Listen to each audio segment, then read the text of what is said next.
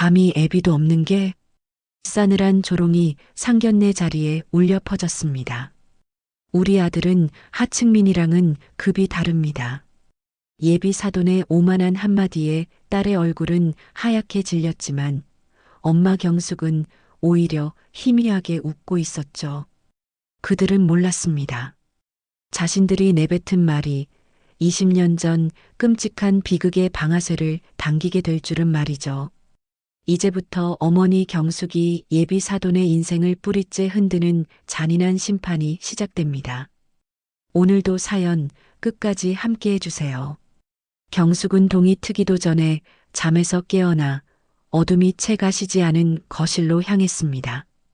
딸의 상견례 날인 오늘 불을 켜고 마주한 거울 속 자신의 얼굴은 설렘보단 긴장으로 뻣뻣하게 굳어 있었죠. 한복이 촌스럽지는 않나? 어젯밤 몇 번이고 다림질에 칼날처럼 날이 선 한복을 다시 한번 단정하게 매만졌습니다.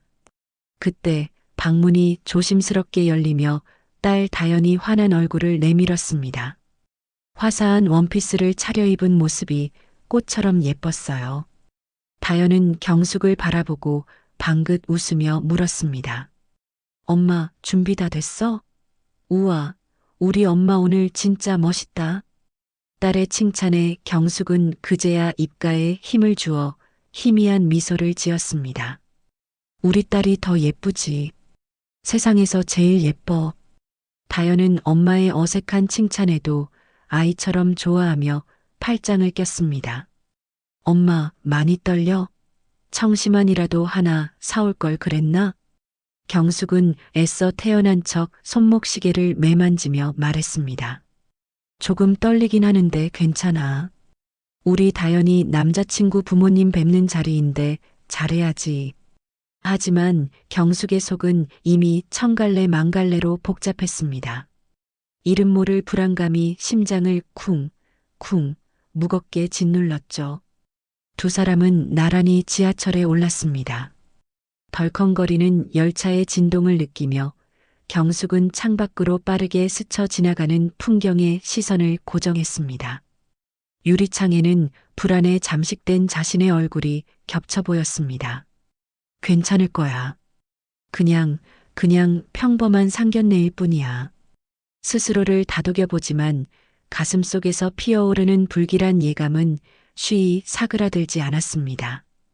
강남역에 내려 약속 장소인 한정식 집 앞에 서자 경숙은 저도 모르게 주눅이 들었습니다. 다연아, 여기 너무 비싼 곳 아니니? 경숙이 걱정스럽게 묻자 다연은 휴대폰을 가방에 넣으며 대수롭지 않게 대답했습니다. 에이, 엄마도. 진우 씨 아버님이 특별히 예약하신 곳이래. 여기 엄청 맛집이라던데? 딸의 해맑은 말에도 경숙의 마음은 편치 않았습니다. 문을 열고 안으로 들어서자 은은한 향냄새와 함께 고요한 공기가 두 사람을 감쌌습니다. 안내를 받아 안쪽의 개별실로 향해 방에 들어서니 아직 상대 측은 도착하지 않은 상태였습니다.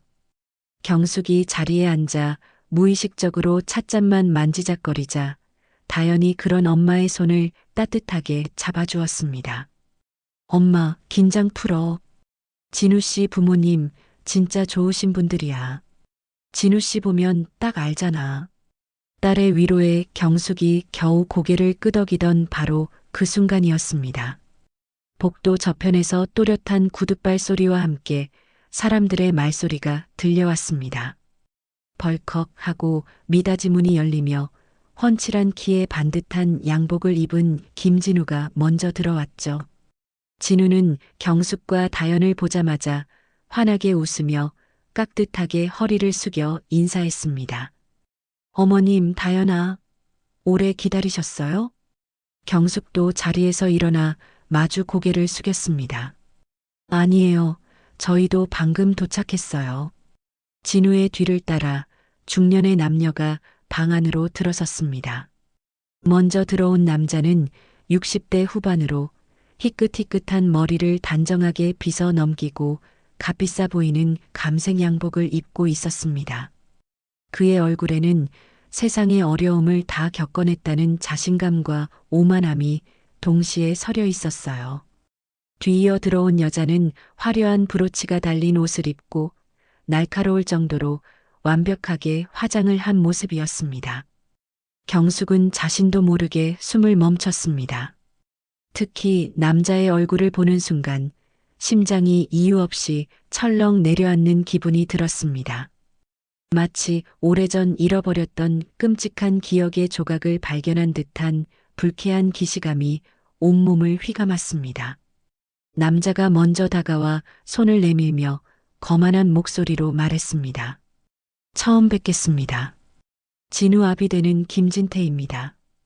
경숙은 잠시 그의 얼굴에서 시선을 떼지 못하다 마지못해 차가운 그의 손을 잡았습니다. 다연 엄마 박경숙입니다. 그때 진우의 어머니가 경숙의 위아래를 날카롭게 훑어보며 입을 열었습니다. 그녀의 눈빛은 마치 시장에서 물건 흠을 잡듯 노골적이고 차가웠습니다. 최금실이에요. 말씀 많이 들었어요. 어색한 분위기 속에서 모두 자리에 앉자 무거운 정적이 공간을 가득 메웠습니다. 김진태가 의자에 등을 깊숙이 기대며 오만한 표정으로 입을 열었습니다. 이렇게 귀한 걸음을 해주셔서 감사합니다. 사부인. 말은 공손했지만 그의 말투에는 상대를 아래로 보는 듯한 미묘한 거만함이 배어 있었습니다. 경숙은 그저 마른 미소로 대답을 대신했습니다. 음식이 하나둘씩 차려지며 대화가 시작되었지만 경숙은 음식 맛을 전혀 느낄 수 없었습니다. 오로지 온 신경이 김진태라는 남자에게 쏠려 있었기 때문입니다. 그의 오만한 말투, 거침없는 손짓, 그리고 사람을 꿰뚫어 보는 듯한 그 눈빛까지 모든 것이 경숙의 마음속에 잠들어 있던 무언가를 불편하게 자극했습니다. 진우 아버님은 어떤 일을 하시나요? 경숙은 이 불안감의 정체를 확인하고 싶어 애써 용기를 내어 물었습니다.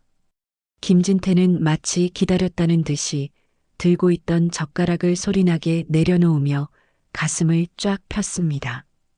평생을 건설 현장에서 흙먼지 마시며 살았죠. 대한건설에서 오래 있었습니다. 큰 현장들, 아파트며 빌딩이며 맡아봤죠. 대한건설. 그 네 글자가 경숙의 귓가에 박히는 순간 세상의 모든 소리가 멎는 듯 했습니다.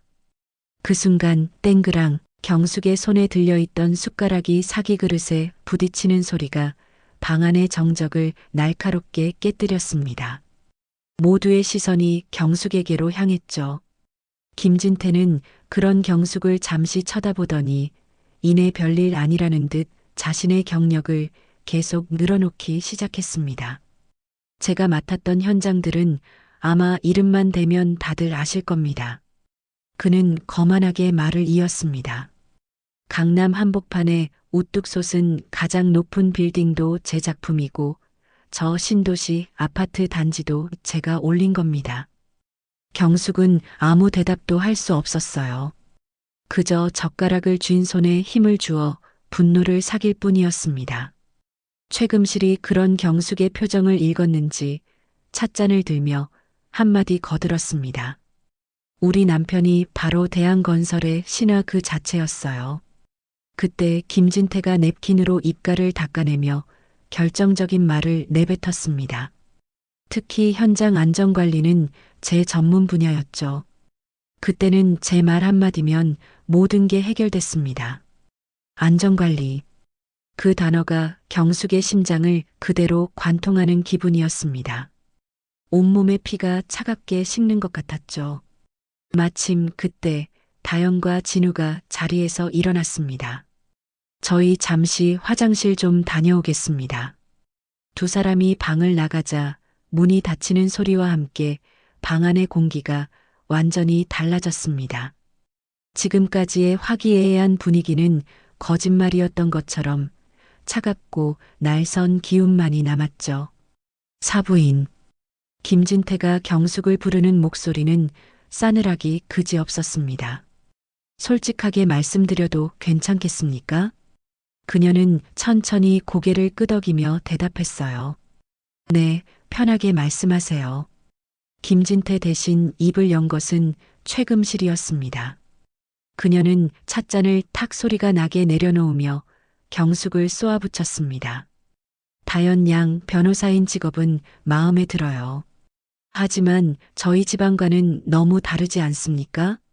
경숙의 손끝이 파르르 떨려왔습니다. 하지만 지고 싶지 않았습니다. 어떤 면에서 저희가 다르다는 말씀이십니까? 김진태가 기다렸다는 듯이 말을 받았습니다. 그의 입에서는 칼날 같은 말들이 쏟아져 나왔죠. 애비 없이 자란 아이 아닙니까? 그게 아이들 결혼과 무슨 상관이 있습니까? 경숙이 겨우 목소리를 짜내 맞받아쳤습니다. 그러자 최금실이 코웃음을 치며 말했습니다.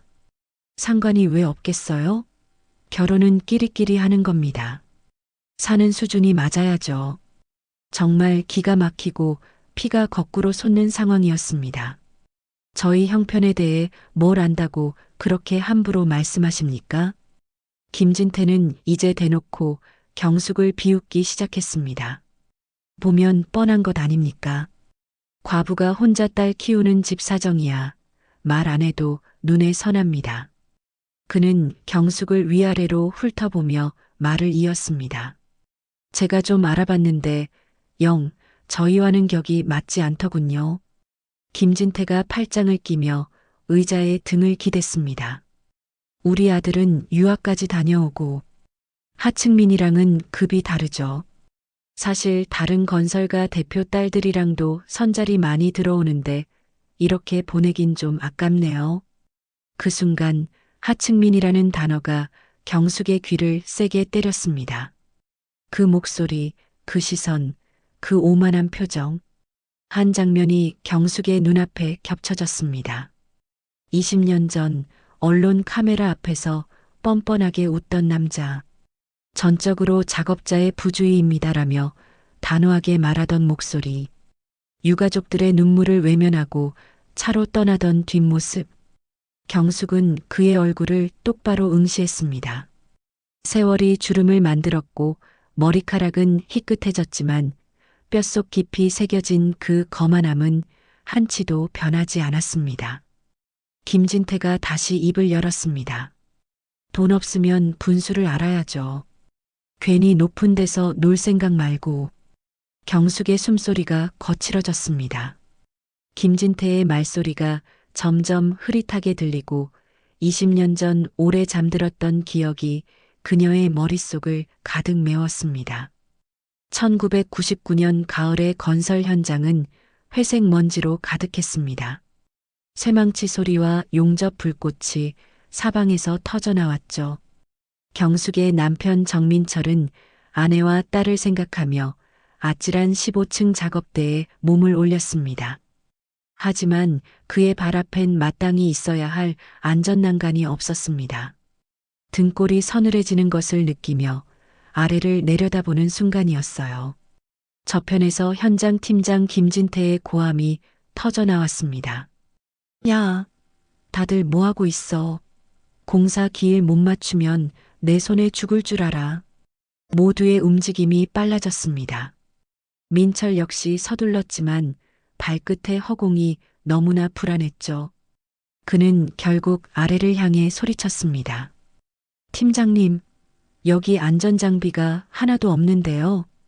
김진태가 인상을 쓰며 고개를 들었습니다. 뭐가 없다고?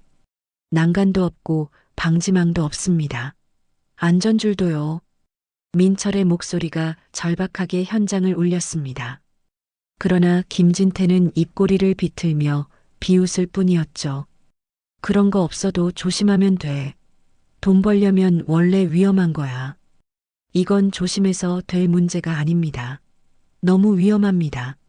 민철이 작업대 바닥을 손으로 꽉 움켜쥐며 외쳤습니다. 싫으면 그만둬. 너 말고도 일할 사람 줄 섰어. 그 한마디에 민철은 입술을 깨물었습니다. 아내 경숙과 7살 딸 다연의 얼굴이 눈앞에 아른거렸죠. 결국 그는 불안감을 억누르고 다시 작업에 집중했습니다. 오후 2시 외벽에 타일을 붙이기 위해 몸을 기울이는 순간이었습니다. 갑자기 불어온 거센 바람에 그의 몸이 휘청했습니다. 아! 짧은 비명이 허공을 갈랐습니다. 그의 몸은 종이장처럼 15층 아래로 곤두박질 쳤죠. 쿵! 둔탁한 소리가 현장을 뒤덮었습니다. 사람 떨어졌어. 119. 빨리 불러. 작업자들이 비명을 지르며 달려왔습니다. 김진태 역시 다가와 쓰러진 민철을 보았죠. 그의 눈빛이 순식간에 차갑고 계산적으로 변했습니다. 야, 다들 뭐해? 현장 정리 안 하고. 한 작업자가 어리둥절한 표정으로 물었습니다. 네, 뭘 정리하라는 말씀이십니까? 안전난간이랑 방지망. 빨리 가져와서 설치해. 원래 있었던 것처럼. 그의 고함에 부하들이 허둥지둥 움직였습니다. 구급차가 도착했을 때 민철은 이미 숨이 멎어 있었죠. 이미 늦었습니다. 구급대원의 말에 모두가 고개를 숙였습니다. 곧이어 경찰과 노동청 관계자들이 현장에 도착했습니다. 작업자가 안전수칙을 지키지 않아 생긴 안타까운 사고입니다. 김진태는 조금도 흔들림 없이 거짓을 말했습니다. 경찰이 현장을 둘러보며 물었죠. 안전장비는 모두 갖춰져 있었습니까? 그럼요. 보시다시피 난간도 방지망도 전부 완벽하게 있었습니다. 다음 날 그는 기자들 앞에서 똑같은 말을 반복했습니다. 이번 사고는 작업자 개인의 부주의가 원인입니다. 저희는 모든 안전조치를 완벽히 했습니다. 그의 뻔뻔한 얼굴이 TV 화면을 가득 채웠습니다. 같은 시각 경숙의 집 부엌 시계가 6시를 훌쩍 넘겼습니다. 경숙은 칼로 감자 껍질을 벗기면서도 눈길은 계속 창문 밖으로 향했습니다. 평소 같으면 이미 현관문이 벌컥 열리고 남편 정민철이 특유의 우렁찬 목소리로 다연아, 아빠 왔다 하고 외쳤을 시간입니다. 그런데 오늘은 고요했어요. 거실 한가운데에 앉아 색칠 공부를 하던 7살 다연이 고개를 들었습니다. 엄마, 아빠는 왜 이렇게 안 와? 경숙은 손에 묻은 물기를 닦으며 다연 쪽으로 다가갔습니다. 머리카락을 가볍게 쓸어 올리며 억지로 웃음을 지었습니다. 아마 회사에서 일이 많으신가 봐. 조금만 더 기다리자. 하지만 속은 불편했습니다. 민철은 약속 시간을 철저히 지키는 사람이었고 늦으면 반드시 전화로 알리던 습관이 있었죠. 시계 바늘은 어느새 7시를 넘겼습니다. 엄마, 나 배고파. 다연이 배를 손으로 두드리며 말했습니다. 경숙은 부엌으로 돌아가 상을 차렸습니다. 김치찌개에서는 김이 모락모락 피어올랐고 계란말이는 노랗게 빛났습니다. 모두 민철이 좋아하는 반찬이었습니다. 그러나 식탁 맞은편 의자는 여전히 비어 있었습니다.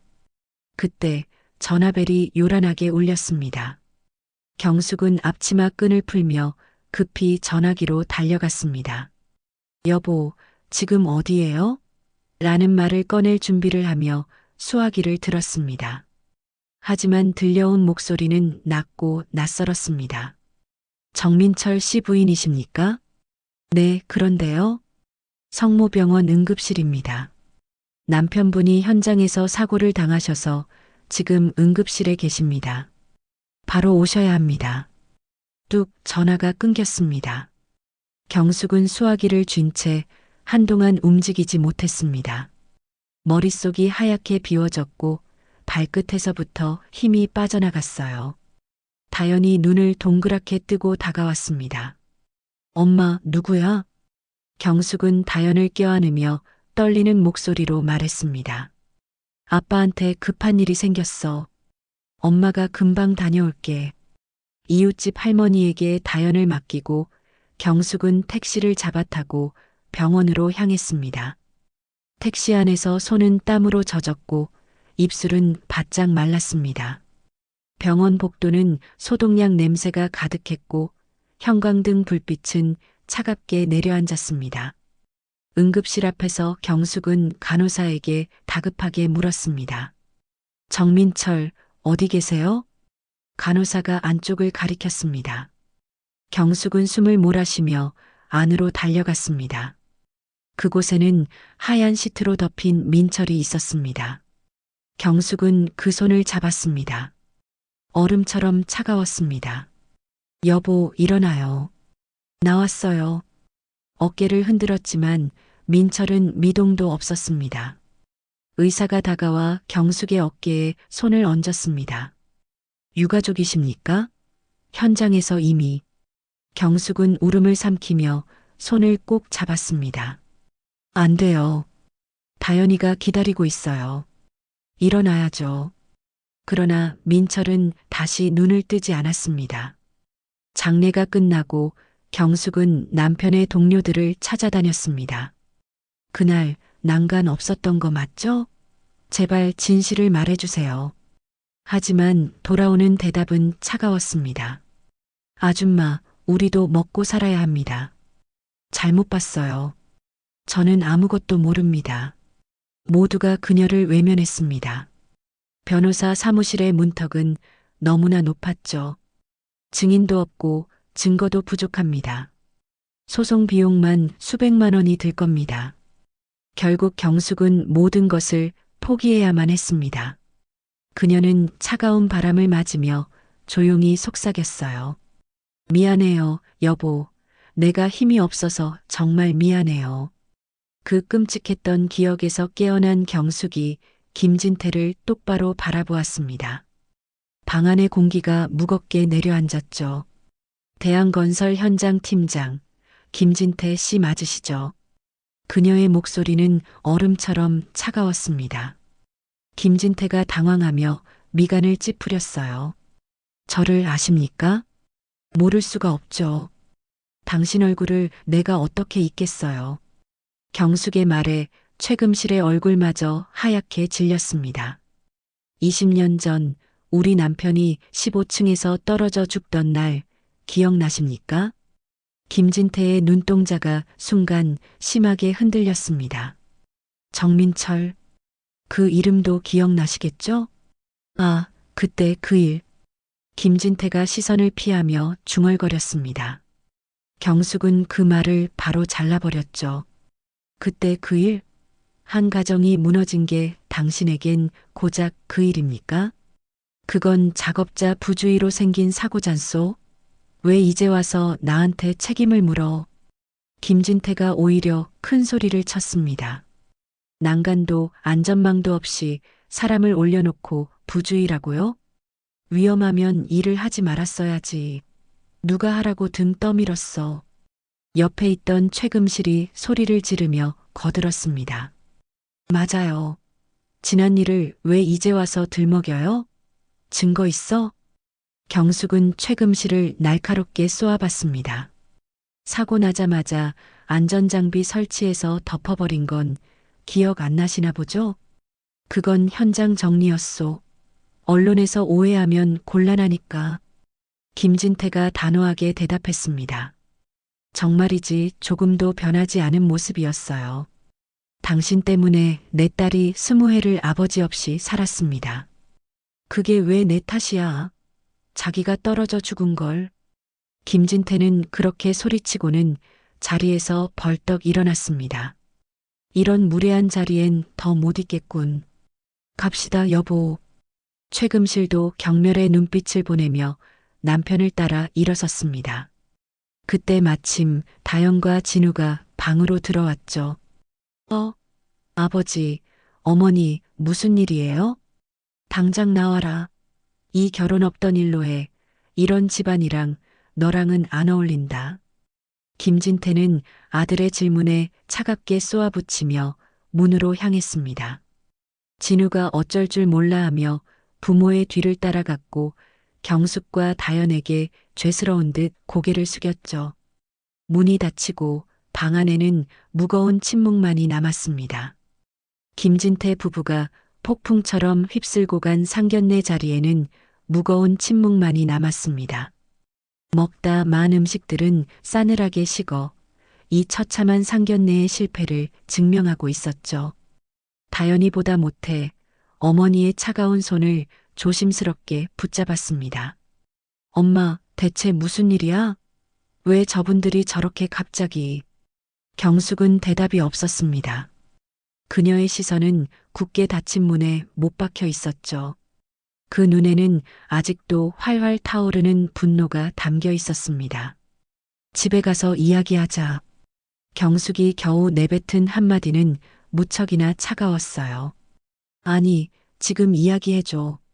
이대로 집에 가면 저 답답해서 잠도 못 잘 것 같아. 엄마. 다연이 거의 울먹이며 매달렸습니다. 경숙이 천천히 고개를 돌려 딸을 바라보았습니다. 그녀의 눈가에 팬 깊은 주름이 오늘따라 더욱 슬퍼 보였죠. 지금은 아니야. 일단 나가자.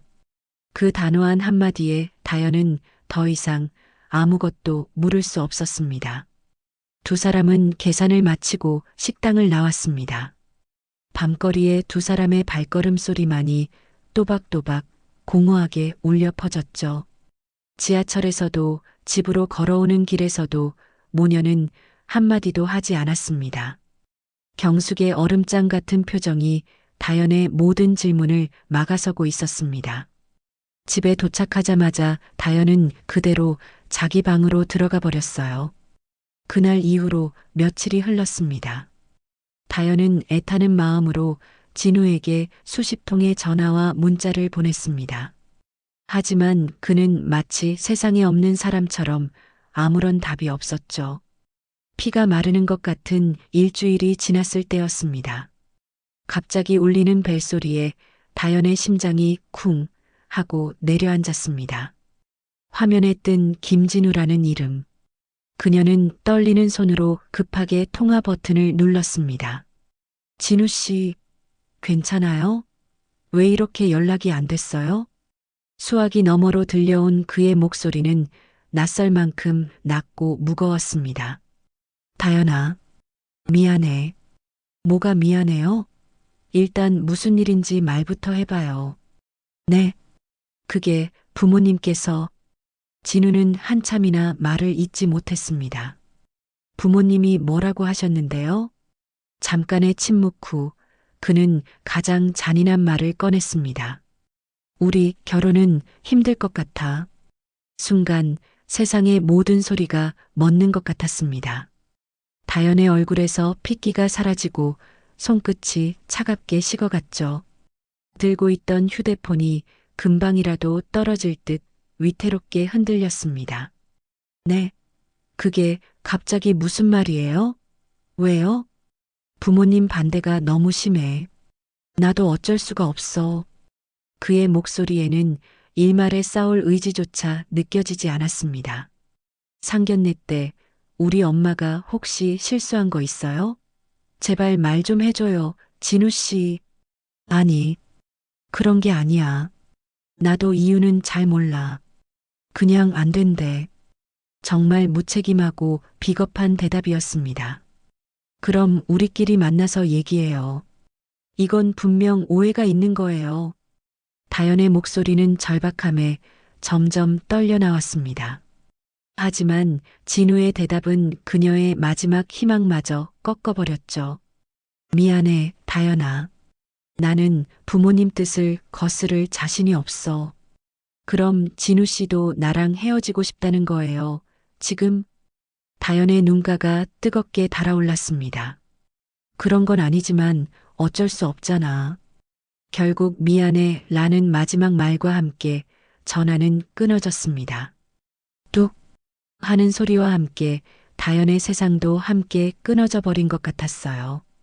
왜 갑자기? 다연은 끊어진 휴대폰을 든 채 그 자리에 주저앉았습니다. 참았던 눈물이 복물 터지듯 쏟아져 내렸죠. 그녀의 서러운 울음소리가 방 안을 가득 메웠습니다. 그때 방문이 열리며 경숙이 들어왔습니다. 바닥에 무너져 우는 딸의 모습을 본 경숙의 가슴 역시 무너져 내렸죠. 경숙은 말없이 다연의 옆에 앉아 가녀린 등을 가만히 쓸어주었습니다. 엄마, 흐흑, 진우 씨가 헤어지재. 이유도 말 안 해주고. 다연은 어머니의 품에 얼굴을 묻고 아이처럼 울었습니다. 경숙은 그런 딸을 힘주어 안았습니다. 엄마, 제발 말해줘. 그날 대체 무슨 일이 있었던 거야? 응? 딸의 애원에 경숙은 조용히 눈을 감았다 떴습니다. 더 이상은 숨길 수 없었습니다. 이제는 말해야 할 때였죠. 경숙의 단단하고 낮은 목소리가 흘러나왔습니다. 다연아, 네가 알아야 할 이야기가 있어. 딸의 애끓는 질문에 경숙은 드디어 결심을 굳혔습니다. 그녀는 천천히 거실로 걸어 나와 벽장 깊숙한 곳에서 낡고 묵직한 앨범 하나를 꺼내 들었죠. 표지에 뽀얗게 쌓인 20년의 먼지를 손바닥으로 훑어내자 공기 중에 희미한 냄새가 흩날렸습니다. 다연아, 이리 와서 앉아봐. 경숙이 거실 탁자 앞에 앉으며 말했습니다. 그 목소리에는 더 이상 슬픔이 아닌 단단한 결의가 서려 있었어요. 엄마가 너한테 꼭 해야 할 이야기가 있다. 다연은 붉게 충혈된 눈가를 소매로 훔치며 엄마의 곁으로 다가왔습니다. 경숙이 앨범을 펼치자 빛바랜 사진들 속에서 한 젊은 남자가 웃고 있었죠. 헬멧을 쓴 채 동료들과 어깨동무를 한 모습, 먼지를 뒤집어 쓴 작업복 차림까지 모두 그의 시간이었습니다. 이 사람이 내 아버지 정민철이야. 경숙이 사진 한 장을 가만히 쓸어보며 말했습니다. 사진 속 남자는 환하게 웃고 있었지만 그 눈빛 깊은 곳에는 고단한 삶의 무게가 어려 있었어요. 다연이 떨리는 손가락으로 사진을 매만졌습니다. 엄마, 아빠가 이렇게 젊었을 때 돌아가신 거야? 그래. 32살이었어. 경숙은 잠시 숨을 고른 뒤 목소리를 낮게 깔았습니다. 그리고 내 아버지는 그냥 사고로 돌아가신 게 아니야. 다연의 눈이 커다랗게 뜨였습니다. 그게 무슨 말이야, 엄마? 안전장치 하나 없는 15층 높이에서 떨어져서 돌아가셨다. 난간도 방지망도 아무것도 없었어. 경숙의 목소리가 분노로 가늘게 떨려왔습니다. 그녀는 앨범 사이에 끼워두었던 누렇게 변한 신문 조각을 꺼냈습니다. 건설 현장 작업자 추락사 안전불감증이 부른 인재라는 자극적인 제목이 박혀 있었죠. 이것 좀 봐. 신문에는 뭐라고 쓰여 있는지. 다연이 기사를 읽어 내려가는 동안 얼굴이 하얗게 굳어갔습니다. 작업자의 부주의가 사고의 주된 원인으로 밝혀져. 이게 뭐야? 그래. 회사는 안전관리비를 전부 빼돌려 놓고 모든 책임을 내 아버지한테 떠넘긴 거야. 경숙의 분노는 거기서 그치지 않았습니다. 그녀는 또 다른 서류 봉투를 꺼내 내용물을 탁자 위에 쏟아냈죠. 당시의 경찰 수사 기록과 동료들의 진술서 사본이었습니다. 너의 아버지가 일하던 그 지옥 같은 현장의 총책임자가 누구였는지 아니? 다연은 아무 말 없이 고개를 저었습니다. 경숙의 입술이 단단히 닫혔다가 증오와 함께 열렸습니다. 김진태, 네가 결혼하려던 그 김진우의 아버지야. 벼락 같은 그 이름에 다연의 온몸이 그대로 굳어버렸습니다. 설마 엄마 농담하는 거지? 아니, 그 인간이 책임자였어. 사고 후에 기자들 앞에서 전부 작업자 잘못이라고 뻔뻔하게 말하던 얼굴, 난 똑똑히 기억해. 경숙의 두 눈은 20년간 억눌러온 분노로 이글거렸습니다. 상견례 자리에서 그 얼굴을 보자마자 알아봤어. 세월이 흘러도 그 거만하고 잔인한 표정은 하나도 안 변했더구나. 모든 진실을 알게 된 다연은 아버지의 사진을 가슴에 끌어안고 통곡했습니다. 아빠 몰랐어. 내가 너무 몰랐어. 죄송해요. 경숙이 그런 딸의 어깨를 강하게 감싸 안았습니다. 아니, 엄마가 미안해. 이걸 너무 늦게 말해서 엄마가 정말 미안해. 한참을 울던 다연이 문득 고개를 들었습니다. 그녀의 눈물 젖은 얼굴 위로 처참한 깨달음이 스쳐 지나갔죠. 진우 씨 부모님이 결혼을 반대한 이유가 바로 이거였구나. 그래. 20년 전 자기들 죄가 드러날까봐 두려웠던 거겠지. 다연이 주먹을 꽉 쥐며 경숙을 바라보았습니다. 엄마, 그럼 우리 이제 어떻게 해야 돼? 다연의 질문에 경숙은 기다렸다는 듯 단호하게 대답했습니다. 진실을 밝혀야지. 내 딸 변호사잖아. 그 말에 다연의 눈빛이 순식간에 달라졌습니다. 슬픔과 혼란으로 가득 찼던 눈에 매서운 빛이 돌기 시작했죠. 아빠 사건, 공소시효는 지났어도 다시 파헤치자는 거지? 그래. 진짜 책임자들이 죗값을 치르게 만들어야 한다. 다연은 깊게 숨을 들이마셨습니다. 좋아, 엄마. 어쩌면 내가 변호사가 된 건 바로 오늘을 위해서였을지도 몰라. 그때 경숙이 품 안에서 은색 봉투 하나를 더 꺼냈습니다. 은행 로고가 선명한 통장이었죠. 다연아, 사실 엄마한테 모아둔 돈이 좀 있어. 돈? 갑자기 웬 돈이야? 너 몰래 경매 공부해서 악착같이 번 돈이야. 소송 비용은 걱정하지 마. 다연의 눈이 휘둥그레졌습니다. 엄마가 경매를 했다고? 그래. 언젠가 이런 날이 올 줄 알고 이 악물고 모았어. 경숙이 통장을 탁자 위에 탁 소리나게 올려놓으며 그녀의 기억은 남편이 죽고 난 뒤로 흘러들어갔습니다. 남편이 떠나고 세상에 오직 어린 딸과 단둘이 남겨졌던 바로 그 시절이었죠. 그녀의 생존을 위한 투쟁은 그때부터 시작되었습니다. 새벽 4시 지긋지긋한 어둠 속에서 경숙은 번쩍 눈을 떴습니다. 알람이 울리기도 전이었지만 그녀의 몸은 이미 고된 하루를 시작할 준비를 마친 상태였어요. 남편 없는 세상에서의 아침은 언제나 이렇게 소리 없이 찾아왔습니다. 경숙은 잠든 다연이 깰까봐 발 뒤꿈치를 들고 살금살금 부엌으로 향했습니다. 삐걱거리는 낡은 냉장고 문을 열자 차가운 불빛이 텅 빈 내부를 비췄죠. 그 안에는 달걀 2개와 씌어빠진 김치 반통, 그리고 어제 먹다 남은 찬밥 한 덩이가 전부였습니다. 후, 짧은 한숨을 내쉰 그녀는 달걀 하나를 깨서 작은 계란말이를 부쳤습니다. 고소한 냄새가 허기진 새벽 공기를 채웠어요. 남은 한 알은 내일 아침을 위해 냉장고 가장 깊숙한 곳으로 조심스럽게 밀어 넣었습니다. 방으로 돌아온 경숙은 다연의 작은 어깨를 가만히 흔들었습니다. 우리 공주님 일어나야지. 학교 가야지. 다연이 졸린 눈을 비비며 몸을 일으켰습니다. 그리고는 매일 아침처럼 경숙의 가슴을 후벼 파는 질문을 던졌죠. 엄마, 아빠는 오늘 와? 경숙은 순간 숨을 멈췄습니다. 그녀는 애써 미소를 지으며 다연의 머리를 부드럽게 쓸어 넘겼어요. 아빠는 오늘도 하늘나라에서 우리 다연이 매일매일 지켜보고 계시지. 다연을 학교에 데려다 준 뒤 경숙은 곧장 일터로 향했습니다. 10,000원 지하철에 몸을 싣고 40분이 넘는 시간을 꼼짝없이 서서 가야만 했죠.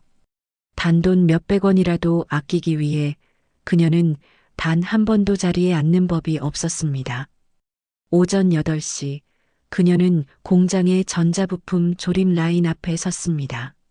하루 종일 허리를 숙이고 작은 나사를 조이는 일은 어깨와 허리를 끊어질 듯 아프게 했습니다. 점심시간이 되자 동료 하나가 다가와 말을 걸었습니다. 경숙 씨, 구내식당 가서 밥 먹어요. 오늘 제육볶음 나온대요. 경숙은 싸늘하게 식은 도시락 뚜껑을 열며 웃어 보였습니다. 아니에요. 저는 이게 더 편하고 맛있어요. 먼저들 드세요.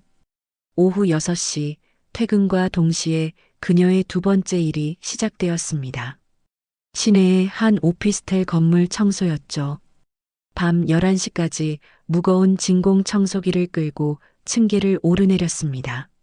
아줌마, 여기 화장실 휴지가 다 떨어졌잖아요.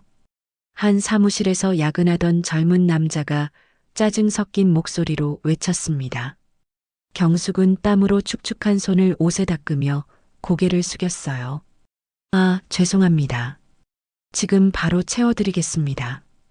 자정이 다 되어서야 집에 도착하면 다현은 이미 깊은 잠에 빠져 있었습니다. 경숙은 딸의 이마에 조용히 입을 맞추는 것으로 고된 하루를 마감했죠. 월말이 되어 가계부를 펼칠 때마다 그녀의 가슴은 답답하게 조여왔습니다. 두 가지 일을 해서 번 돈을 모두 합쳐도 월세와 공과금을 내고 나면 늘 돈이 모자랐습니다. 그러던 어느 날 다현의 낡은 운동화에 구멍이 뚫린 것을 발견했죠. 어머, 우리 딸 발이 이렇게 컸네. 새 신발 사야겠다. 경숙의 말에 다현은 얼른 신발을 등 뒤로 감췄습니다. 아니야, 엄마. 이거 아직 신을 수 있어. 괜찮아. 7살짜리 딸의 철든 대답에 경숙은 속으로 눈물을 삼켰습니다. 그날 밤 경숙은 지갑에 있던 마지막 2만 원을 꺼내 들었습니다. 동네 신발 가게를 전부 돌아다닌 끝에 가장 값싼 운동화 한 켤레를 살 수 있었죠. 며칠 뒤에는 다현이가 밤새 고열로 끙끙 앓았습니다. 경숙은 아이를 업고 한밤중에 병원 응급실로 달려갔습니다. 급성 편도염이네요. 진료비는 1만 5천 원입니다. 의사의 말에 경숙은 주머니 속 동전까지 탈탈 털어 겨우 병원비를 냈습니다. 집으로 돌아와 딸의 이마에 물수건을 올려주며 경숙은 나지막이 속삭였습니다. 괜찮아. 다 괜찮아질 거야. 그녀는 결코 무너지지 않겠다고 목숨을 걸고 딸을 지켜내겠다고 다짐하고 또 다짐했죠. 그렇게 세월이 흘렀습니다. 경숙의 손은 굳은 살로 거칠어졌고 눈가에는 깊은 주름이 자리 잡았습니다. 하지만 그녀의 딸 다현은 그 모진 세월 속에서도 밝고 건강하게 자라주었죠. 경숙은 거울 속 늙어버린 자신을 보며 중얼거렸습니다. 그래, 박경숙. 조금만 더 버티자. 아직 끝난 게 아니야. 그렇게 하루하루를 전쟁처럼 버텨내던 어느 날이었습니다. 퇴근길에 무심코 들여다본 우편함에 큼지막한 회색 봉투 하나가 꽂혀 있었죠. 시청 토지보상과라는 낯선 발신처에 경숙은 고개를 갸웃했습니다. 집으로 들어온 그녀는 부엌 의자에 앉아 조심스럽게 봉투를 뜯었습니다. A4 용지 가득 딱딱한 글씨들이 적혀 있었어요. 서류 맨 위에 박힌 토지 수용 예정 통지서라는 제목을 본 순간 그녀의 시선이 굳었습니다. 돌아가신 부모님이 물려주신 시골의 쓸모없던 땅이 도로 건설 계획에 포함되었다는 것이었습니다. 그녀는 마지막 장을 넘기다 말고 숨을 멈췄습니다. 보상금 총액이 적힌 곳에 믿을 수 없는 숫자가 찍혀 있었죠. 3천만 원? 경숙은 저도 모르게 소리를 내어 금액을 확인했습니다. 눈을 비비고 몇 번을 다시 봐도 3천만 원이라는 글씨는 또렷하기만 했습니다. 그녀는 잠시 멍하니 앉아 있었습니다. 며칠 뒤 경숙은 가장 깨끗한 옷으로 갈아입고 시청으로 향했습니다. 모든 서류 절차를 마친 그녀의 발걸음은 은행으로 이어졌죠.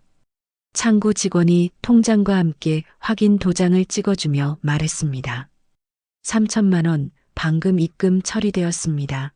고객님. 경숙은 떨리는 손끝으로 통장을 받아들었습니다. 평생 통장에서 구경도 못 해본 숫자가 찍혀 있었죠.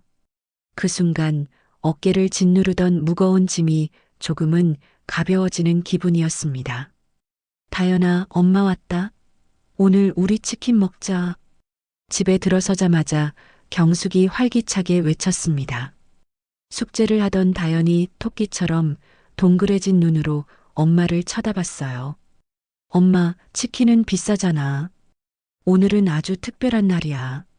엄마 지갑에 햇빛이 쨍하고 들었거든. 그날 저녁 모녀는 정말 오랜만에 기름 냄새 가득한 치킨을 앞에 두고 웃음꽃을 피웠습니다. 하지만 그 기쁨은 그리 오래가지 않았네요. 밀린 전기세, 가스비, 그리고 다연의 학원비까지 여기저기 돈 나갈 곳을 정리하다 보니 통장의 숫자는 눈에 띄게 줄어들고 있었습니다. 그녀의 마음 한구석에서 불안감이 스멀스멀 피어올랐죠. 이렇게 큰 돈도 마음 먹고 쓰면 금방 사라지는구나.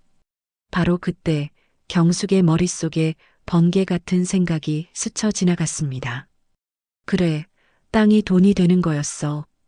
그냥 쥐고 있으면 사라질 돈을 불려야만 해. 다음 날 경숙은 동네 부동산 사무소에 들어섰습니다. 벽에 붙어 있던 전단지 하나가 그녀의 눈길을 사로잡았죠. 소액으로 시작하는 부동산 경매 투자 설명회. 사장님, 저건 뭐예요? 경숙이 전단지를 가리키며 묻자 부동산 사장이 서류에서 눈을 떼고 대답했습니다. 아, 경매강의 말씀이시구나. 요즘 저게 인기예요. 적은 돈으로도 시작할 수 있거든요. 대신 공부는 아주 많이 하셔야 합니다. 그날 밤 경숙은 컴퓨터 앞에 앉아 부동산 경매를 검색했습니다. 화면 가득 성공 사례와 어려운 법률 용어들이 쏟아져 나왔죠. 권리 분석? 유치권? 이게 다 무슨 소리야? 머리는 아팠지만 그녀는 책을 덮지 않았습니다. 오히려 서점으로 달려가 경매 관련 책을 모조리 사들였죠. 밤늦게까지 형광펜으로 밑줄을 긋고 노트에 빼곡히 옮겨 적으며 악착같이 공부했습니다. 일주일 뒤 경숙은 경매 강의실 맨 앞자리에 앉아 있었습니다. 강사가 열정적으로 외치는 소리가 귀에 꽂혔어요. 여러분, 경매는 도박이 아닙니다. 철저한 분석과 준비만이 성공을 보장합니다.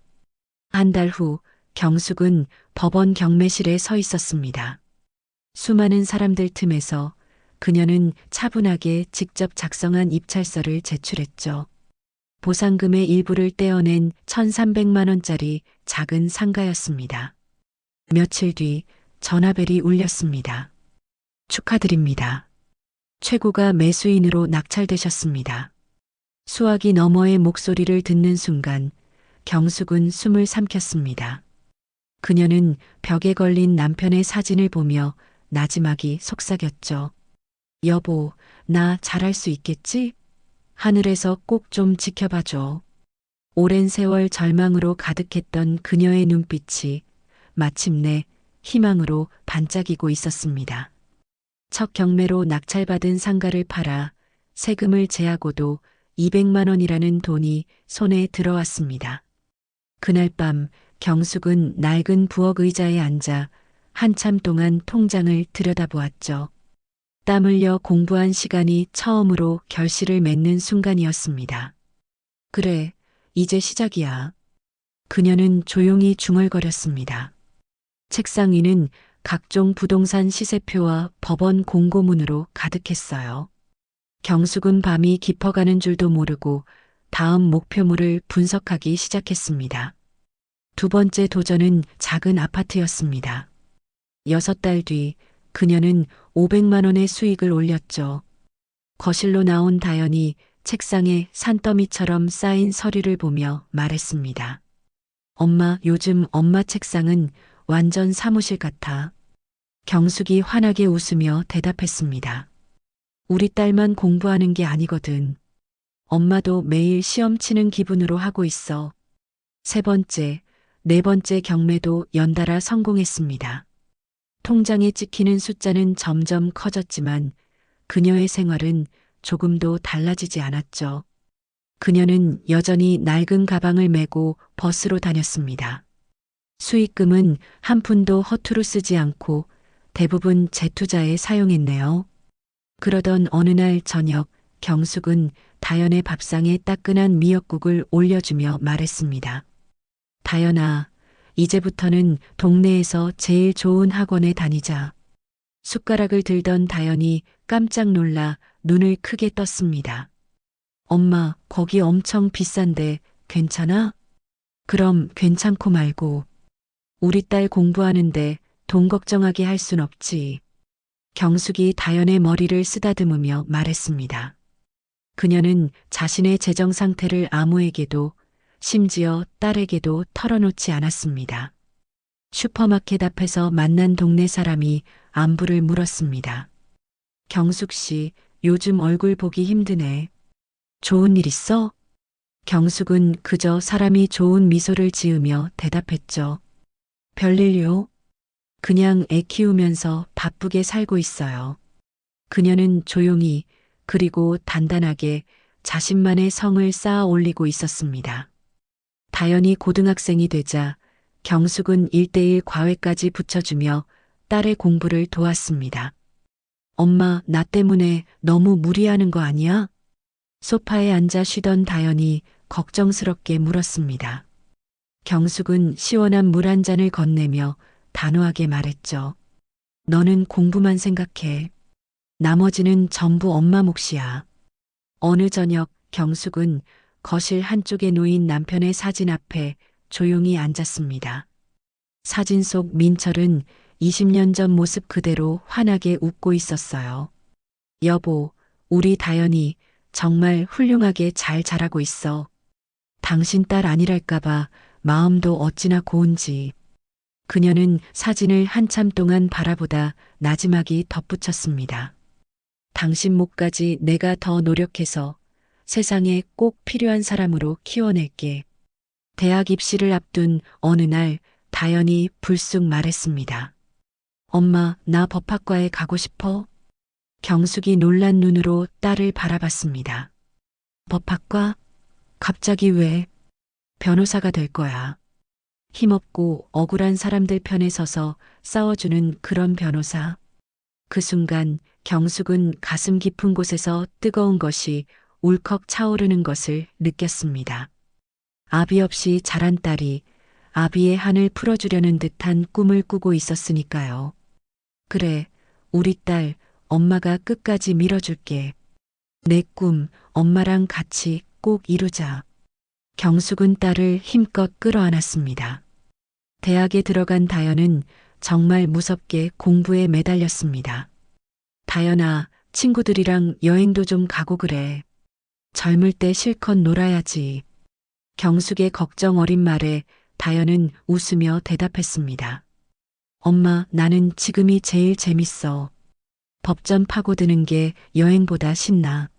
로스쿨에 진학한 뒤 다연은 무료 법률 상담 동아리에서 활동했습니다.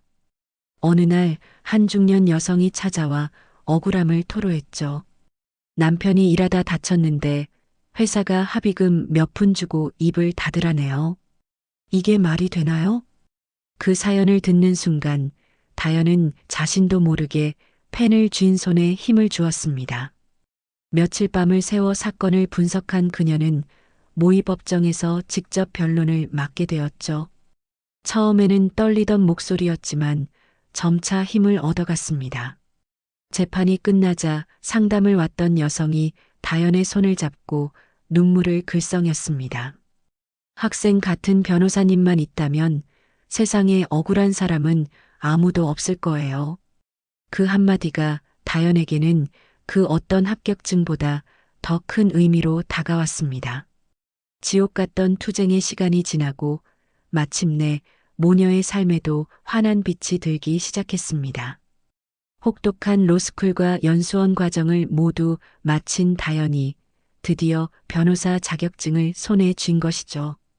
그녀는 매일 아침 몸에 꼭 맞는 단정한 정장 차림으로 집을 나섰습니다. 다녀오겠습니다.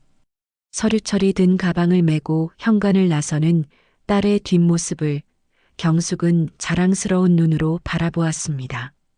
이 순간을 위해 지난 20년간 달려온 것만 같았죠.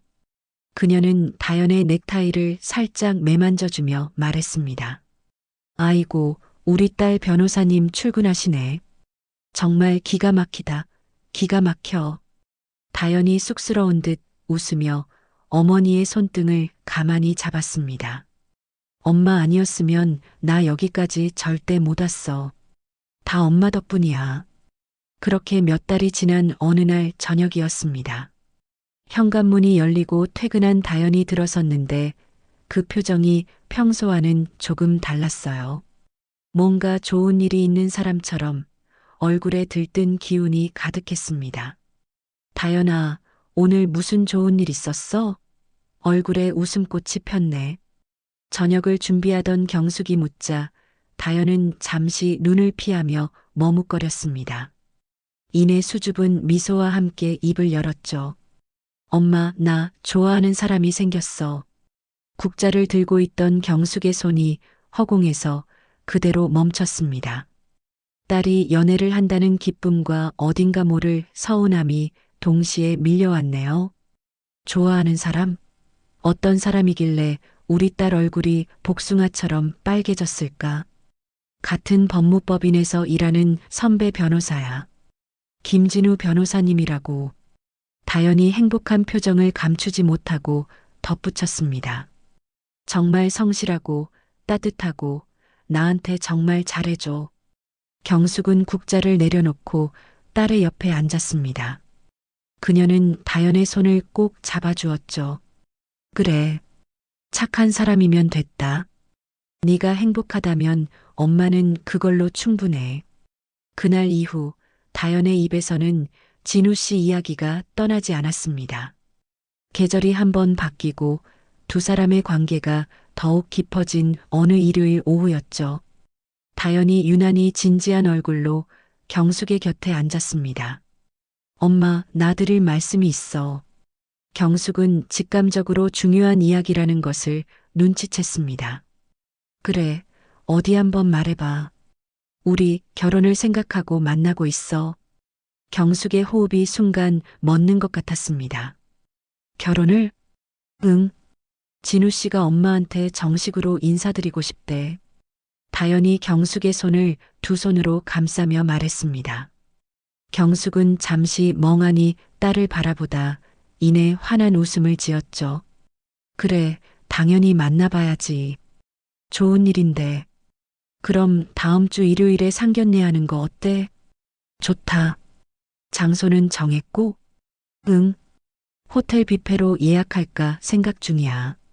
경숙은 마음속으로 분주하게 계획을 세우기 시작했습니다.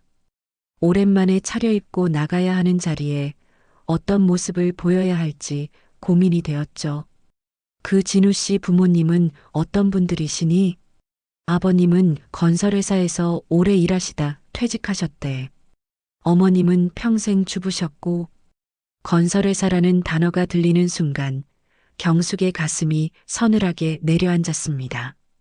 남편의 마지막 모습과 겹쳐지는 그 단어가 불길하게 느껴졌기 때문이죠. 하지만 애써 불안감을 누르며 아무렇지 않은 척 다시 물었습니다. 아버님 성함이 뭐라고 했지? 김진태. 어머님은 최금실이셔. 김진태. 그렇게 상견례에서 끔찍한 악연과 다시 마주하게 된 것이었습니다. 그날의 기억에서 깨어난 경숙이 다연을 바라보는 눈빛은 그 어느 때보다 강렬했죠. 이 돈으로 내 남편의 억울함을 풀고 세상이 호락호락하지 않는다는 걸 보여주자. 다연이 눈물을 닦고 힘차게 대답했습니다.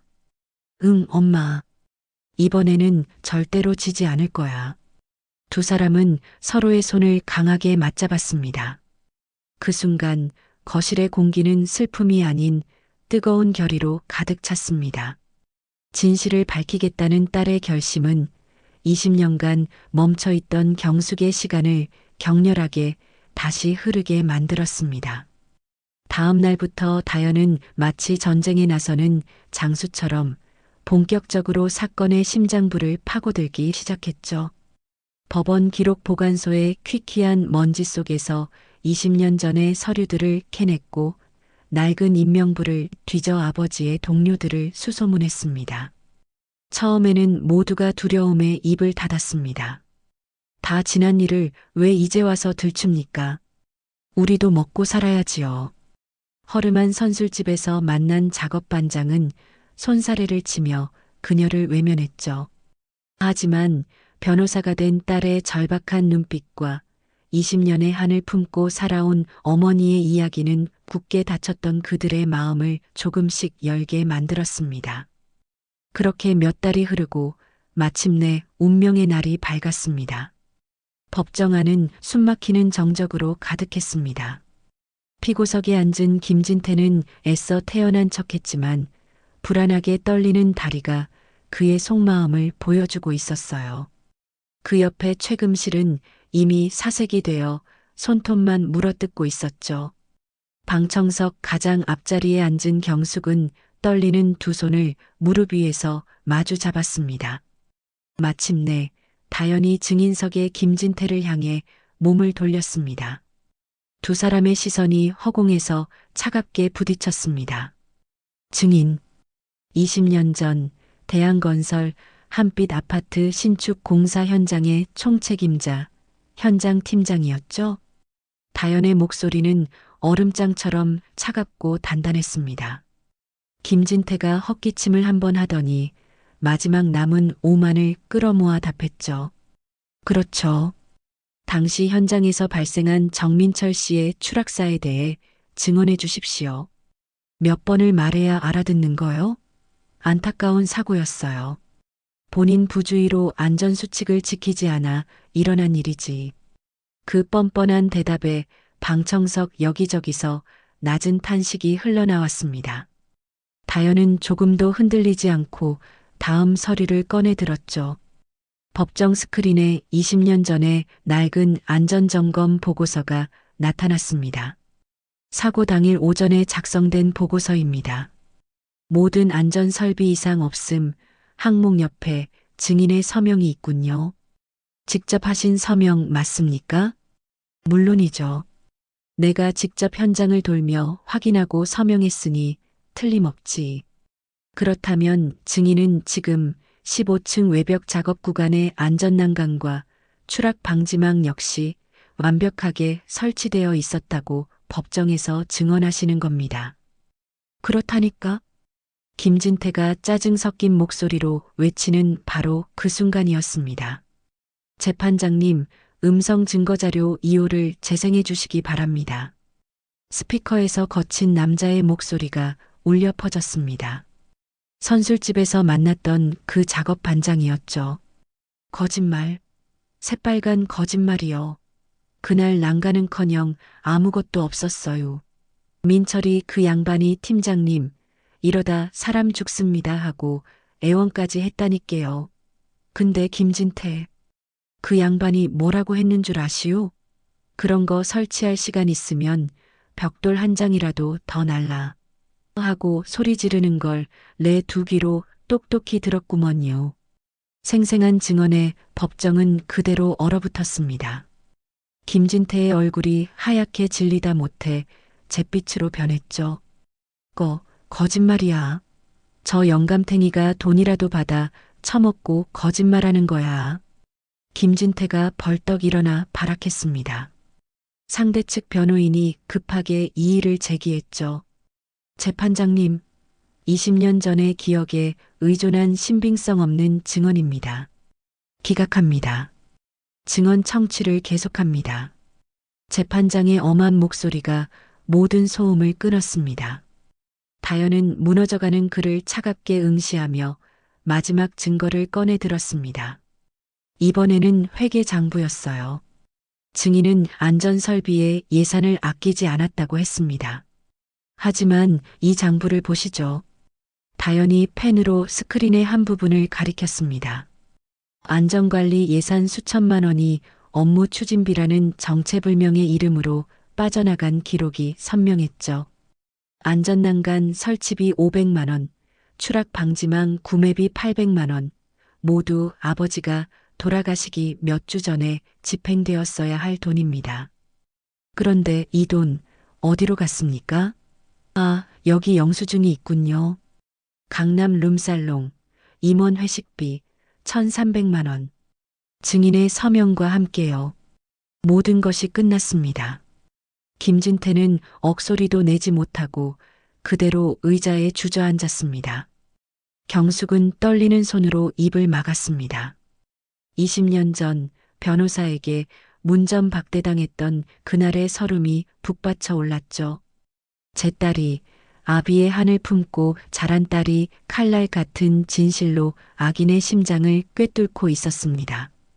뜨거운 눈물 한 방울이 주름진 뺨을 타고 흘러내렸어요. 다연은 김진태에게서 시선을 거두고 재판장을 향해 몸을 돌렸습니다. 재판장님, 이것은 단순 사고가 아닙니다. 비용 절감을 위해 노동자의 목숨을 하찮게 여긴 명백한 기업살인입니다. 피고들에게 법의 가장 엄중한 심판을 내려주시길 바랍니다. 다연의 외침이 법정 전체를 울렸습니다. 6개월 뒤 마지막 선고가 내려지는 날이었습니다. 판사가 천천히 판결문을 읽어 내려갔죠. 피고 대한건설과 김진태는 노동자의 안전을 도외시하고 증거를 인멸한 죄가 무겁다고 판단, 유가족에게 손해배상금을 지급하고 전국 일간지 일면에 공식 사과문을 게재하라. 그 순간 다연은 자리에서 벌떡 일어나 경숙의 손을 잡았습니다. 엄마, 우리가 이겼어. 우리가 이겼다고. 경숙의 두 눈에서는 참았던 눈물이 강물처럼 흘러내렸습니다. 법정 문이 열리자 수많은 기자들의 카메라 플래시가 터졌습니다. 20년 만에 진실이 밝혀졌는데 심정이 어떠십니까? 경숙은 눈물을 닦으며 카메라를 향해 단호하게 말했습니다. 이것은 제 가족만의 승리가 아닙니다. 지금 이 순간에도 땀 흘리는 모든 노동자들을 위한 판결입니다. 그날 밤 경숙은 남편의 사진 앞에 소주 한 잔을 올렸습니다. 여보, 이제 좀 시원해? 나도 20년 묵은 체증이 오늘에서야 내려가네. 당신도 이제 무거운 짐 내려놓고 푹 쉬어. 그녀의 눈물은 더 이상 슬픔이 아니었습니다. 정의의 심판이 내려진 후 세상은 빠르게 제자리를 찾아갔습니다. 하지만 어떤 이들에게 그 심판은 삶 전체를 무너뜨리는 거대한 태풍과도 같았죠. 김진태와 최금실 부부의 삶이 바로 그러했습니다. 재판이 끝나고 몇 달 뒤 그들이 살던 강남의 으리으리한 아파트는 텅 비었습니다. 대신 그들은 햇빛도 잘 들지 않는 낡은 빌라의 좁은 반지하 방으로 쫓겨나듯 이사를 해야만 했죠. 수억 원의 손해배상금과 사회적 지탄은 그들이 평생 쌓아 올린 모든 것을 한 줌의 재로 만들어버렸습니다. 차가운 방바닥에 한때 화려했던 최금실이 너클 잃은 채 앉아 있었습니다. 늘 완벽했던 화장은 온데간데 없고 푸석푸석한 얼굴에는 깊은 절망만이 새겨져 있었죠. 그녀는 초점 없는 눈으로 벽지의 곰팡이를 하염없이 바라볼 뿐이었습니다. 젠장, 젠장. 그때 현관문이 거칠게 열리며 김진태가 비틀거리며 들어왔습니다. 대낮부터 마신 싸구려 소주병이 그의 손에 들려 있었고 퀴퀴한 술 냄새가 좁은 방 안을 가득 채웠네요. 그는 중심을 잃고 휘청하다가 낡은 밥상에 무릎을 부딪혔습니다. A18. 그가 신경질적으로 밥상을 발로 걷어찼습니다. 그 소리에 미동도 없던 최금실이 천천히 고개를 돌렸죠. 그녀의 입에서 원망이 가득 담긴 목소리가 기어나왔습니다. 당신 때문이야. 다 당신 때문이라고. 김진태가 핏발선 눈으로 아내를 쏘아봤습니다. 뭐? 지금 뭐라고 했어? 이 여자가. 당신만 아니었으면, 당신 그 지긋지긋한 오만함만 아니었어도 우리가 이 꼴은 안 났어. 20년 전에 그 여자한테 돈 몇 푼 쥐어주고 끝냈으면 될 일이었잖아. 최금실이 악을 쓰며 소리쳤습니다. 그녀의 얼굴이 증오로 흉하게 일그러졌죠. 아, 이제 와서 내 탓을 해? 그 여자네 집안 무시하고 하층민이라고 깔본 게 누구였는데. 김진태도 지지 않고 맞받아쳤습니다. 당신이 그 상견례 자리에서 그 여자 속만 긁지 않았어도 일이 이렇게까지 커지진 않았어. 뭐라고? 그럼 우리 진우를 그런 근본도 없는 집에 장가보내? 당신은 자존심도 없어. 자존심? 그놈의 자존심이 지금 우리를 이 반지하 방구석으로 몰아넣은 거야. 이 멍청한 여자야. 두 사람은 서로를 잡아먹을 듯이 노려보며 저주를 퍼부었습니다. 한때는 서로의 탐욕과 허영을 채워주던 최고의 동지였지만 모든 것을 잃은 지금은 서로의 실패를 증명하는 끔찍한 거울일 뿐이었습니다. 우리 진우는 내 아들은 어떡하고 당신이 내 아들 인생까지 망쳤어. 최금실이 가슴을 치며 오열하기 시작했습니다. 내 아들이 아니라 내 아들이야. 그리고 그놈은 이미 우리한테 등 돌렸어. 다 당신 때문이야. 그들의 추악한 싸움에는 어떤 해결책도 없었습니다. 오만함의 대가는 이토록 비참하고 씁쓸했죠. 최금실의 울음소리가 신경질적으로 변해갈 무렵 김진태는 더는 싸울 기운도 없다는 듯 소주병을 입에 털어 넣었습니다. 그는 텅 빈 눈으로 허공을 바라보며 중얼거렸어요. 다 끝났어. 이제 다. 그들의 화려했던 시절은 이제 다시는 돌아오지 않을 과거일 뿐이었습니다. 한때 세상을 다 가진 듯 거만하게 굴었던 부부는 이제 서로를 탓하며 무너져 내리는 일 말고는 할 수 있는 게 아무것도 없었죠. 정의의 심판은 그렇게 그들의 삶을 가장 비참한 방식으로 끝맺고 있었습니다. 일주일 후 다연은 가방에서 두꺼운 사건 파일을 꺼내 책상 위에 내려놓았습니다. 휴대전화를 집어들고 속도감 있게 번호를 눌렀습니다. 선배, 저 다연이에요. 이번 사건 이겼습니다. 그런데 여기서 멈추면 안 될 것 같아요. 전화를 받은 상대가 의아한 목소리로 물었습니다. 왜?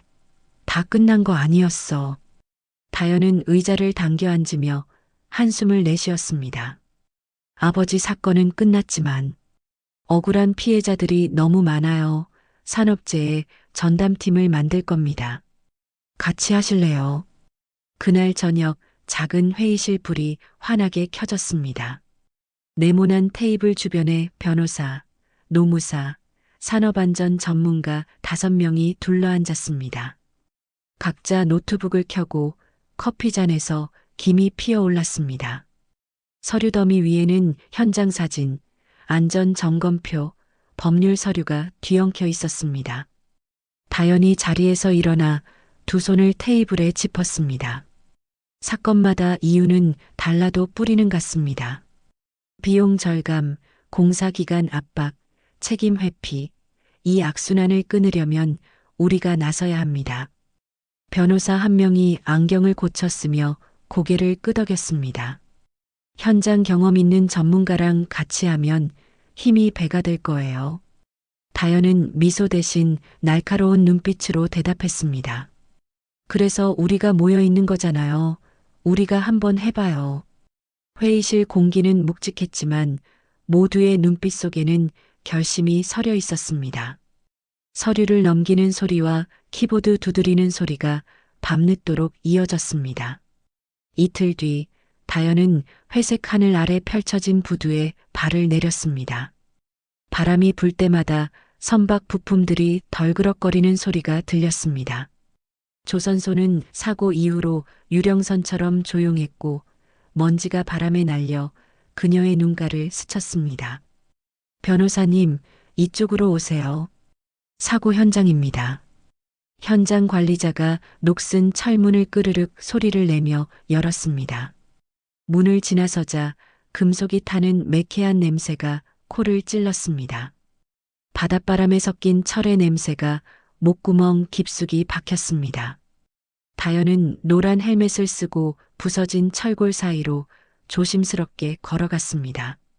발밑에서는 깨진 유리가 바스락거렸고 검게 탄 자국들이 바닥 곳곳에 흉터처럼 남아 있었습니다. 한쪽 구석에는 찢어진 작업복이 버려져 있었습니다. 저기요, 김 반장님. 다연이 메모장을 꺼내며 생존자에게 다가갔습니다. 사고 전에 기계에서 이상한 소리가 났다고 하셨죠? 김 반장이 머리를 긁적이며 고개를 끄덕였습니다. 아, 네, 그날 아침부터 삑삑 소리가 계속 났어요. 마지막엔 쾅 하고 터지기 전에 불꽃이 팍팍 튀었거든요. 그런데 안전점검은 왜 안 하셨나요? 다연이 펜을 톡톡 두드리며 물었습니다. 김 반장이 웃음을 씁쓸하게 지었습니다. 점검? 그런 거 없었어요. 회사에서 빨리빨리 일만 하라고 했지. 언제 점검 시간을 줬나요? 며칠 후 법정 안은 숨막히는 긴장감으로 가득했습니다. 다연이 목격자 진술서와 두꺼운 장비 결함 보고서를 재판부 앞에 내려놓았습니다. 상대편 변호사가 벌떡 일어서며 소리쳤습니다. 재판장님, 이건 명백한 작업자 과실입니다. 안전수칙을 지키지 않은 노동자들 탓이에요. 다연이 차분히 테이블 위 서류를 펼쳤습니다. 파란색 펜으로 밑줄 그어진 부분들이 선명했습니다. 과실이라고요? 다연이 목소리를 높였습니다. 여기 보세요. 안전점검 기록이 전부 조작되어 있습니다. 3개월 전부터 점검을 한 번도 안 했는데 이상 없음이라고 적어놨네요. 재판장이 안경을 고쳤으며 서류를 살펴봤습니다. 다연이 또 다른 서류를 탁 내려놓았습니다. 그리고 이건 회계장부입니다. 안전관리비 3천만 원을 빼돌려서 임원 회식비로 썼어요. 방청석에서 웅성거리는 소리가 일었습니다. 뭐라고? 안전비를 회식비로? 세상에, 그러니까 사고가 났지. 상대편 변호사의 얼굴이 새파랗게 변했습니다. 그건 잠깐 확인해 보겠습니다. 다연이 마지막 카드를 꺼냈습니다. 마지막으로 이건 회사 내부 고발자가 몰래 녹음한 임원회의 녹음 파일입니다. 법정 안의 스피커를 통해 목소리가 울려 퍼졌습니다. 안전점검? 그딴 거 하지 마. 시간만 낭비야. 어차피 사고 안 날 거 아냐? 맞아. 그 돈으로 우리끼리 좋은 데 가서 회식하자. 방청석이 완전히 술렁였습니다. 피해자 가족들이 분노에 찬 목소리로 외쳤습니다. 이 나쁜 놈들아. 우리 남편 목숨을 뭘로 보는 거야? 재판장이 망치를 두드렸습니다. 정숙하십시오. 다연이 의자에서 일어나며 마지막 말을 던졌습니다. 재판장님, 이게 단순한 작업자 과실인지 아니면 회사의 조직적인 안전 무시인지 이제 명확해졌습니다. 상대편 변호사는 말 한마디 못하고 고개만 숙이고 있었습니다. 재판장이 서류를 정리하며 중얼거렸습니다. 이 정도면 충분한 증거로 보이는군. 방청석이 술렁였고 재판장의 손이 판결문 위로 멈췄습니다. 잠시 침묵이 흐른 뒤 재판장이 또렷한 목소리로 말했습니다. 원고 승소, 피고는 전액 배상하라. 그 순간 방청석의 시선이 다연을 향했습니다. 다연은 고개를 숙이며 숨을 깊게 들이마셨습니다. 이번만큼은 진실이 이겼습니다.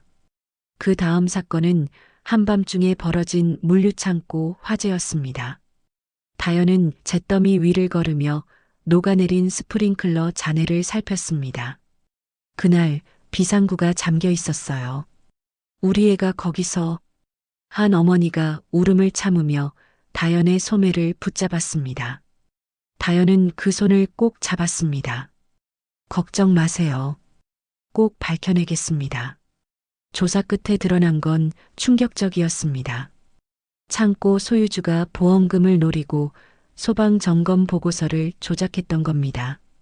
법정에서 다연은 영상 자료를 재생했습니다. 화면 속에는 연기 속에서 비상구 문을 두드리는 노동자들의 모습이 그대로 담겨 있었습니다. 방청석에서는 탄식이 터져 나왔습니다. 이게 과실입니까? 아니면 살인입니까? 다연의 목소리에 판사의 손이 서류 위에서 멈췄습니다. 다연의 사무실 책상 위에는 하루가 멀다 하고 새로운 사건 서류가 쌓였습니다. 농촌 비닐하우스에서의 열사병 사망, 고층 외벽 청소 중 추락, 공장의 유독가스 중독. 하루하루가 싸움의 연속이었습니다. 경숙도 딸 곁에서 부지런히 움직였습니다. 진술은 제가 같이 준비해 드릴게요. 힘드시면 잠깐 쉬시죠.